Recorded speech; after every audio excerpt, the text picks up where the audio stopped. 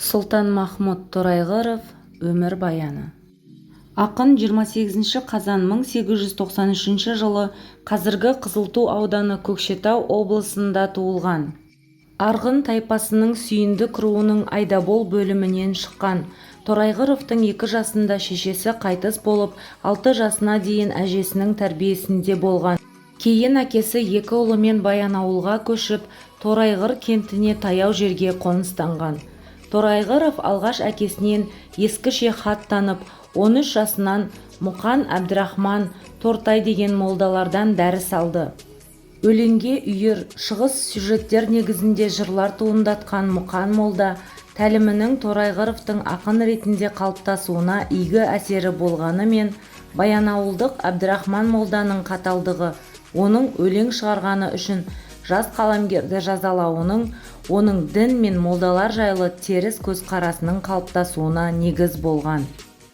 1911 жылы жаңаша оқыған Нұралы ұстазының көмегімен қазақ, татар тіліндегі әдеби кітаптармен, газет-журналдармен танысады. 1912 жылы Троицкідегі Ахман Рахманқұли медресесіне түседі. Бірақ мұнда 1 жылдай оқыған ол өкпе ауруының зардабынан оқудан шығып қалады. Торайғыров енді медреседе оқуды қойып, орысша оқу іздейді. Қала маңындағы елде жаз бойы бала оқытады. Осы кезден ақындыққа ден қоя бастайды. 1913 жылдың күзінде Троицкіге қайтқан Торайғыров Айқап журналына жауапты хатшы болып жұмысқа орналасып, өлең һәм айтушылар, ауырмай есімнен жаңылғаным, қазақ тіліндегі өлең кітаптары жайынан, қазақ ішінде оқыту жолы қалай, тағы басқа әңгіме мақалаларын осы журналда жариялайды. Ақынның ендігі беталыс, тұрмысқа, 6 аяқ, бір адамға, туған еліме, сымбатты сұлуға, қыз сүю, гүлайым, өмірімнің уәдесі, жан қалқам, тағы басқа шығармалары бар.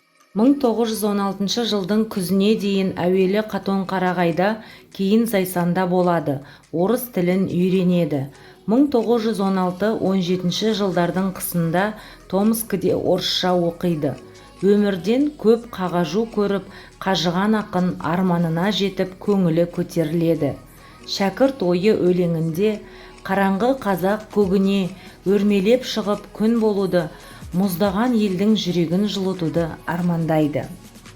Осы тұста әлем әдебиетінің классикалық үлгілерімен, саяси кітаптармен танысты.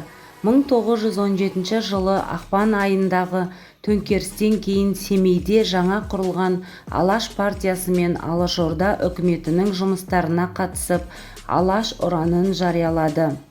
Бірақ ауруы асқынып кеткендіктен оқуды да жұмысты да тастап, 1918 жылы сәуірде еліне бір жола оралады.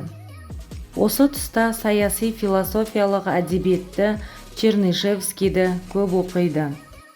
Сұлтанмахмұт Торайғыров небәрі 27 жас өмір сүрсе де, артына мол мұра қалдырған қаламгер.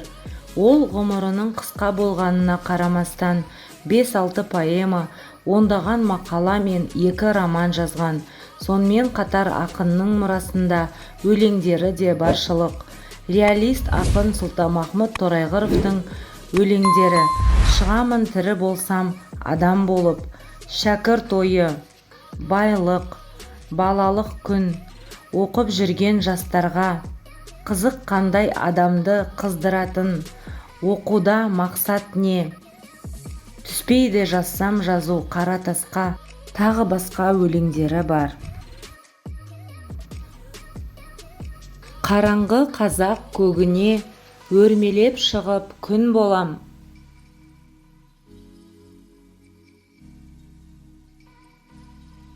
Балалықтың қанына ойын азық. Өлең айтушы әнпаз адамдарды жұртқа есерсоқ деп көрсетпей, есті деп қадірлі етіп көрсетуге тырысу керек.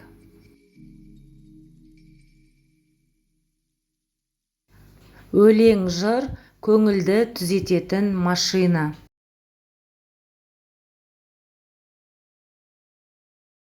Ақыр түбінде қара бұлт ашылып, қазақ жастарының да әлеуметтік теңдікке жететініне, өз елін бақытқа бастар азамат боларына, бүкіл қазақ қауымының қапастан құтыларына сенімім бар.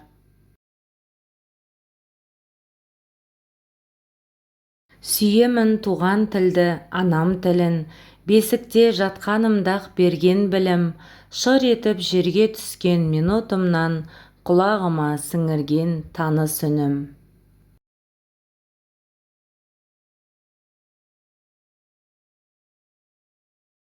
Тілден зікір, көңілден пікір.